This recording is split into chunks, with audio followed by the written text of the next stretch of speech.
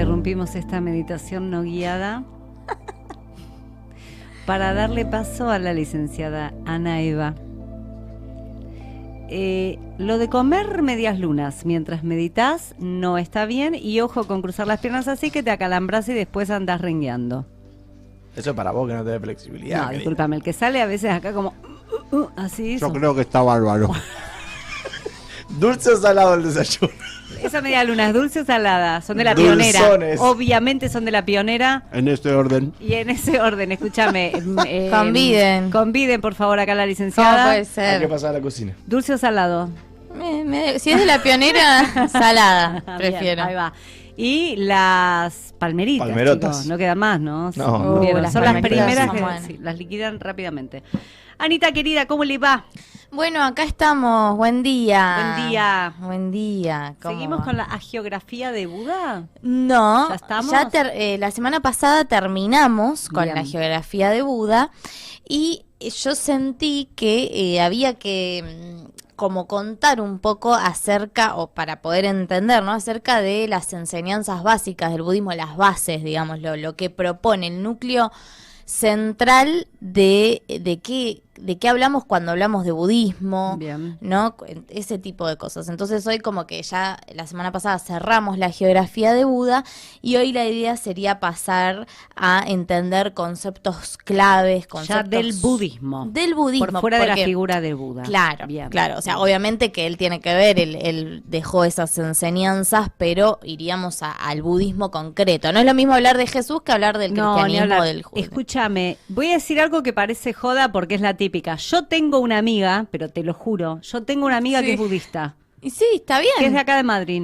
Es que sí, el budismo es justamente una religión que sigue viva al día de hoy. Igual es loco, porque ahora que lo pienso, que lo dije así, ella dice que practica el budismo. Está bien, sí, es una práctica, exacto. De hecho, qué sé yo, el tema de la espiritualidad es algo que se practica, no es que uno adquiere espiritualidad de la nada, o sea, es Sí, una... o que lo enunciás y ya está. Lo enuncias Claro. y ya está, no, digo, el budismo justamente de lo que habla es de una potencialidad búdica que está en todos nosotros, pero eso se tiene que trabajar, es una potencialidad. ¿Escuchaste? Hay una potencialidad búdica también en vos, Nahuelán. No te Está atragan- desayunando en este momento No. la potencialidad. Bueno, pero ella me quedó esta curiosidad, Sí. ¿qué budismo practica? No, ni idea. Ni idea. Pero sé que Bueno, ella cada 2x3 el más hace, común- hace mantras. No sé, tiene... Bueno, ¿ves? Por estas cosas es que tengo que venir a Dice, hablar de budismo. Por favor, para que dejemos hablar pavada. En Argentina, el budismo más extendido es el de la Soka Gakkai, que a mi parecer, sin querer ofender a nadie, no quiero ofender a nadie, pero en cuanto a mi perspectiva, porque en algún momento yo también me vi coqueteando con la Soka Gakkai, me parece una secta. ¡Uy! Igual todo bien, ¿eh? Yo también tengo amigas que son de la Soka Gakkai No y... sé si no es esa, che. Y No, no, no, y no, está no. todo bien, y si te hace bien, a mí me parece que está bien, digo, no hay que prejuzgar esas cosas. Lo que Pero pasa bueno, es que igual decís no. secta y es una palabra fuerte. Es una palabra Anita. fuerte, pero ya me vas a entender por Porque qué. uno la relaciona enseguida con las sectas que te muestran en las noticias, No, sectas no, no. suicidas, ¿no? Como... No para el mal, digamos. ¿Hay sectas del bien? La Soka Gakkai Ah, bueno, está bien, claro. No es mala, no es un... medio que te cooptan, Igual te iba a ¿viste? decir que la secta es como que le baja el precio a un grupo religioso, ¿o no? Deja de comer. Y qué sé ¿Cuántas sectas Convidá. Bueno, pero vamos a empezar, ¿les parece? Sí, no la dejamos. ¿No te sentís una profe en un aula de secundaria? Sí, con sí, nosotros? sí. Estoy rodeada de chicos y chicas, de adolescentes. Es mi momento. Todo el tiempo, el resto del año yo estoy de tu lado. Ahora es mi momento. Tal cual. Bueno, entonces decíamos, bueno, ¿qué es el budismo entonces, no? Porque igual, a ver, quiero aclarar una cosa. Lo que practica tu amiga, o el tema de la práctica de la Soka Gakkai actualmente, es una elaboración, pero muy posterior. Además es una rama del budismo japonés, no es de este budismo. O sea, nosotros ahora lo que vamos a ver es como la base, lo esencial desde donde después va a partir las miles de elaboraciones que existieron después de las escuelas. Hay muchísimas escuelas del budismo, hay mucha ramificación. Entonces, ¿qué pasa? Es muy importante entender lo básico. ¿Cuál es la enseñanza de Buda básica? ¿Qué es lo que plantea el budismo? Después de ahí puedo hacer otra columna hablando de todas las ramificaciones, Claro, las cada día expansiones. una columna diferente de una de las distintas versiones del budismo. por Más o ejemplo, menos, ¿no? y Claro. podría estar todo el año hablando Claro, de budismo, ¿viste? claro. Pero bueno, no es la idea, no vamos a andar No, Anita, no te aburriendo. pongas monotemática. No me te voy vamos a- decir. Otra vez una columna de budismo. Ey, a mí me interesa mucho, es una especialidad en la que me interesa mucho, pero bueno. Entonces, ¿qué es el budismo? Es relativo, digamos, fluctúa entre una religión, entre una filosofía, es una forma de vida, ¿no? Pero bueno, podemos decir que es una tradición viva. El budismo lo podemos ver como una tradición viva, viva porque sigue al día de hoy. Pero, ¿qué pasa? Es un fenómeno dinámico, múltiple, que sigue vigente al día de hoy en diferentes formas de diferentes escuelas y diferentes elaboraciones, como decía, y se inicia con la vida de un fundador que fue Gautama Buda, de quien hablamos la semana pasada, que pueden ver todas las columnas acerca de eso en mi canal de YouTube, Columna Orientalista, etcétera. Bueno, ¿qué sustenta esta tradición? Va a tomar matecito, Anita, mientras yo les recuerdo que tenemos habilitado el 285-05-1401, si quieren mandar algún mensaje, alguna pregunta que le quieran hacer sobre este tema, pero también para que podamos ir agendando temas futuros. Si hay Exacto. alguno de cultura oriental en particular, o en general, que les interesa y que Anita lo puede plantear en particular, Me bueno, encantaría, ahí va. Sí, me sí, encantaría. sí, sí. Mismo también si quieren, qué sé yo, Puede ser decirme- cultura moderna, o sea, no También. necesariamente una cuestión Sí. de religiones y de filosofía, sino... Exacto. De hecho, tengo ganas de venir a explorar un poquito el arte budista, que es muy interesante. Y bueno, el arte, filosofía también. Shinigami. pues, ¿Te Ay, acordás? sí, no, perdón. un oyente dice Shinigami. Es otra. Qué mala, ¿no? Soy la No, peor columnista no. que te haces puede- rogar, te haces Me rogar. hago rogar. No importa, lo puedo googlear. No hagan eso, no es lo mismo. Escuchen Bueno. la Anita. Entonces, ¿qué sustenta esta tradición? El triple refugio, o lo que se llama también los tres tesoros del budismo, que son Buda, Dharma y Sangha. Buda, bueno, Buda, como hablamos un poco la semana pasada, es un concepto polisémico, porque bueno, tiene varios significados. Significa iluminado, el fundador, ¿no? Buda, un estado en la mente. Cuando digo esto me hace acordar una canción de Babasónicos que dice, es un estado en la mente. Bien, ahí va, Me es encanta. Buda. Está hablando de budismo. Está hablando de budismo. Potencia en todos, esto que decíamos, ¿no? La potencia búdica, perdón, o la bodhicitta, que se le dice también, Mirá. que significa eso, la potencia búdica que está en todos nosotros, porque el budismo además no tiene dioses, no hay un dios en el budismo. ¿Por qué? Como en el caso del cristianismo, que es un dios que está afuera, es un dios que se hace libro.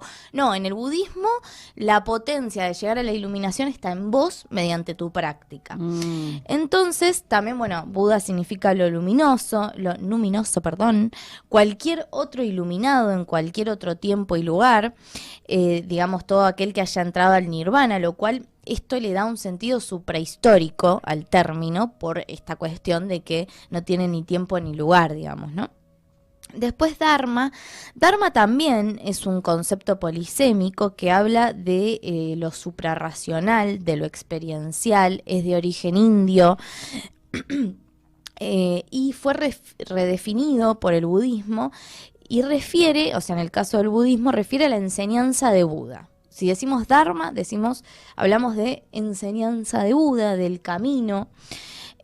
También es la práctica que él indicó, en especial lo que sería el sendero octuple noble, que ahora ya lo vamos a ver, y también los fenómenos que todo lo componen, es una ley cósmica, es lo luminoso también. Y por último, Sangha, que es la comunidad budista, que también algo hablamos la semana pasada, pero esto, bueno, la Sangha incluye monjes, laicos, hay jerarquías, pero no hay un poder central. Esto que veíamos también en la geografía de Buda, donde cuando va a morir Ananda, uno de sus discípulos más importantes, le dice, bueno, ¿y ahora qué? ¿Quién sigue tu legado? ¿Quién ¿Qué queda en vamos a lugar hacer? tuyo? Claro, ¿quién sigue? ¿Qué hacemos? Y bueno, y ahí Buda le dice, sé tu propio refugio, como diciendo, bueno, nada. Ahí está un poco eso, ¿no? De que está en cada uno de nosotros. Exacto, exacto. Y no, y además esta cuestión de que en el budismo, en este principio no hay jerarquías, no es, qué sé yo, como en el cristianismo, viste que está el Papa, que es la autoridad Sí, máxima. además la figura del Dios todopoderoso, ¿no? Tampoco, exacto, Claro. tampoco es que está tanto, entonces bueno, es diferente, por eso digo, hay que, viste, capas, para mí son capas de entendimiento con el budismo, viste, no Un es algo, laburo además, porque cuando vos venís, pienso en nosotras, más allá de que si seamos creyentes, practicantes, no creyentes, todo lo que quieras, pero culturalmente nosotros ya venimos moldeados con esa mirada, ¿no? sí, con la occidental cristiana, ¿no? Sí, totalmente, y pasar a esto es como, bueno, abrir un poco el Cambiar juego. el molde. Sí. Mm. Bueno, ¿cuál es su enseñanza básica? O sea, la enseñanza básica de Buda, liberar al hombre del sufrimiento o lo que sería alcanzar el nirvana, ¿no? Para esto los métodos son el camino medio, que ahora lo voy a explicar, las 4 nobles verdades, la óctuple senda o el óctuple sendero noble y Trilakshana. Todos estos nombrecitos que ahora los voy a explicar. Bien, mientras vuelve a tomar un matecito Anita, les recuerdo que su YouTube es Cultura Oriental, no, Columna Orientalista, Columna ¿no? oriental, Ahí, lista. Sí. Orientalista. Ay, me pegué. Columna Orientalista. Ana Eva López Buscairol. De todas formas, en Facebook, que yo no le doy mucha bolilla, No. pero sé que hay gente que sí. Yo el otro día lo compartí de vez en cuando me aparecen las mirá. actualizaciones, porque yo estoy suscrita a tu canal. Ay, qué lindo. Lo comparto porque viste que el Twitter no te deja. Hay gente que comparte links en los posts, en el copy famoso, en el texto de las publicaciones en Instagram, y todo el mundo sabe, o bueno, parece que no podés ingresar esos links. Están escritos pero no podés ingresar. En cambio en Facebook sí. Claro. Así que yo los comparto. Si me siguen como Lula Grandón en Facebook, van a encontrar rápidamente en mi perfil los links para poder llegar de una al canal de Anita Ah, bien. en YouTube. Bueno, igual si me siguen en Instagram, También. yo tengo el link en la bio. Bien. Así que bueno. Facilísimo. Atajos. Atajos. Hablando de los caminos, ¿no? Claro. Claro. Bueno, estos conceptos que nombré, camino medio, 4 nobles verdades, óctuple senda y Trilakshana, es el núcleo básico de la enseñanza de Buda.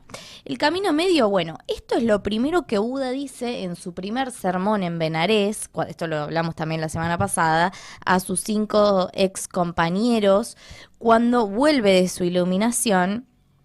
Y de hecho esto lo anuncia inclusive antes de referirse al Dharma, que es como el camino, la enseñanza. Y el camino medio le llama no solo a evitar los extremos, es decir, ni los placeres que de los que disfrutaba en el palacio, ni el ascetismo más acérrimo que lo dejó enfermo, sino también le llama a esto de la óctuple senda, que ahora lo vamos a explicar, y las 4 nobles verdades, que es lo más importante dentro del budismo. O sea, lo más básico, desde donde luego vamos, como decía, se van a armar todas estas múltiples elaboraciones. Recordemos que esto tiene muchísimos siglos por atrás, entonces es como, bueno, toda esta elaboración. Y esto del camino medio surge justamente de la experiencia que él tiene, como hablábamos en la geografía de él, entre el palacio y luego el ascetismo, ¿no? Que lo llevó a la enfermedad. Y bueno, esto de acá saca esto del camino medio, como que no es necesario los extremos, ¿no? Y que es algo Literal es el real. camino medio, claro. Exacto. Ujú. Luego las 4 nobles verdades. Bueno, las 4 nobles verdades tienen un enfoque difícil de cuestionar porque no necesitan de la fe y es un planteo que es racional y cercano a la experiencia inmediata, ¿no? De cualquier ser vivo, cualquiera puede experimentar esto que vamos a decir, ¿no? La primera noble verdad, bueno, sí, la primera noble verdad es la... ¿De qué se ríe? Son así ellos. Mira, voy a hacer que no están. Se ríen de la felicidad que sienten, del conocimiento. Exacto, bueno, no importa. La vida es sufrimiento o la verdad del sufrimiento, ¿no? Eso es como la premisa. Luego, la segunda, bueno, y esto de que la vida es sufrimiento es porque existe el nacimiento, la vejez, la muerte, las enfermedades, el deseo. Y se dice, bueno, no es pesimista esto porque tiene 3 verdades atrás, Ahí va. sino que es realista y objetivo, ¿no? Es algo real, digamos, no te estoy diciendo cree en tal cosa, no, con tu experiencia ya Ya lo sabes. lo sabes. Después la segunda noble verdad, que es que este sufrimiento tiene una causa, un origen. Esa causa u origen es el deseo, el apego, la pasión, la ignorancia, etcétera. Y esto es porque todo lo que existe tiene una causa, y que esta causa puede ser esto que dije, y también es como un principio cósmico, en el sentido de que todo lo que existe tiene esta causa, y el surgimiento de dukkha, que es sufrimiento en indio, es tana, que significa avidez, sed, deseo, apego, pasión, que llevan a la acción y a todo tipo de impurezas y perturbaciones en la mente, Mira. ¿no? Hacen surgir al samsara, que es esto que hablábamos de que es este ciclo constante de muerte y renacimiento en esta realidad relativa. Y el sufrimiento será proporcional al deseo, apego, pasión que lo causa. Pero cuidado, porque el deseo en sí mismo no es negativo ni positivo, digamos, ¿no? Al igual que todo fenómeno, es energía constructora y generadora y tiene que fusionarse con otras perturbaciones de la mente para ser causa de sufrimiento. O sea, Claro, no necesariamente claro. el deseo, no, porque si no es como que estamos hablando mal del deseo, no, porque también podemos tener el deseo de iluminarnos, por ejemplo, ¿no? Claro que sí. Bueno, la tercera noble verdad dice, se puede suprimir, o el sufrimiento puede cesar. Y a esa nos lleva a la cuarta noble verdad, que es, hay un método, ¿no? Ay, qué bueno. Tengo la vía, ¿no? Lo que se llama la vía, o justamente el método hacia el cese de ese sufrimiento es la octuple noble, el noble octuple sendero. Noble octuple sendero. Sí. Ella lo dice así. No, pero es re difícil de decirlo. Bueno, y este noble octuple sendero noble, lo decía en sanguchito, ¿viste? Bueno, hace referencia a justamente a esta vía propuesta por el Dharma de Buda, o sea, por esta enseñanza, que es la barca o el puente con el que se cruza, es muy metafórico todo, ¿no? Pero bueno, es lindo también decirlo así, a la otra orilla, o de la ignorancia a la sabiduría, ¿no? Me encanta. Y se lo representa con la rueda del Dharma, de los 8 rayos, que es, al igual que el Dharma, es símbolo central de la bandera de India. Está en la bandera este símbolo. Mirá. Bueno, ¿qué es entonces, o de qué trata el noble sendero óctuple? Bueno, es muy complejo. Yo lo resumí y voy a decir como lo más básico, porque además esto después es lo que da lugar a todas las elaboraciones posteriores y que haya tantas bifurcaciones entre las escuelas, ¿no? Bueno, esto básicamente se compone de 3 conceptos a grandes rasgos que se los clasifica en 3 grupos. El primero es la moral, o shila, que se dice en su idioma, y esto tiene que ver con la acción, con la palabra, con la forma de ganarse la vida. Esto implica no matar, la no violencia, no mentir, no decir nada que no sea útil, etcétera, ¿no? Esto tiene que ver también un poco lo que vengo diciendo, que para el budismo, esto es muy interesante, porque para el budismo el ser humano es un compuesto de 5 elementos, que uno corresponde al material y los otros 4 a la mente. Y la mente es vacío, ¿no? Para el budismo, en el Claro. sentido de que la mente, todo lo que sucede en nuestra mente, es algo que nosotros estamos creando todo el tiempo en nuestra mente, ¿no? De nuestros recuerdos, de todo en realidad. Sí. Pero la mente en sí es vacío. Esto después va a dar lugar a la escuela del vacío, pero a lo que voy es que el budismo ya plantea esta situación. Sí, hay un componente que es material, pero el resto es vacío porque es mente. Y ahora lo voy a explicar mejor. El segundo grupo de este noble sendero óctuple es meditación o samadhi, que justamente, bueno, tiene que ver con el esfuerzo, con la voluntad para detener los malos pensamientos, impedir que surjan, aumentar los buenos pensamientos. Y acá hay toda una cuestión de la recta atención, la atención también al cuerpo, a las emociones, a las sensaciones, a las fluctuaciones que tiene la mente. Y esto de la meditación, la recta meditación, ¿no? Estabilizar la mente y poder ver la realidad tal cual es. Y por el tercer grupo y último de este sendero óctuple, perdón, se me secó la garganta. Te doy el mate. Por favor. Es sabiduría o prajnia, que tiene que ver con la recta visión, con la recta comprensión, el recto pensamiento, el autocontrol, la autodisciplina. Y esta, o sea, llegar a esta sabiduría va a ser la consecuencia cuya causa va a ser el cultivo de todo lo anterior. ¿Qué pasa? Esto tiene muchos más pasos y podemos profundizar, pero básicamente el sendero, el noble sendero óctuple, consiste en esto, ¿no? En una cuestión de práctica, de practicar toda nuestra actitud de vida, por así decirlo. Ujú. Y bueno, una última cosa que quería hablar, que lo nombré antes, que tiene que ver con las enseñanzas básicas del budismo, que es lo de Trilakshana, que son conceptos claves dentro del budismo, y ahora se va a entender por qué yo decía que el ser humano es un compuesto de 5 elementos. Trilakshana son los 3 sellos o marcas de la existencia que designan a las condiciones de todo fenómeno compuesto. Los seres humanos también somos fenómenos compuestos. Y esto es anatta, anicca y dukkha. Bueno, de dukkha ya hablamos, que es lo de sufrimiento. Pero esto, como decíamos, no requiere de ninguna fe, sino de la más profunda comprensión, que está basada en la observación plena para el vislumbramiento de esto.